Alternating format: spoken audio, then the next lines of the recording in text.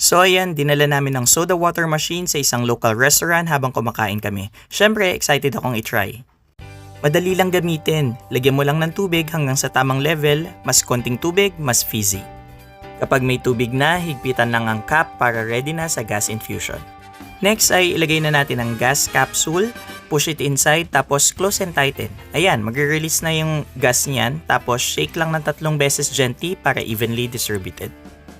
Kapag tapos na, tanggalin lang yung cap. May konting gas release sound to kaya huwag kang magugulat.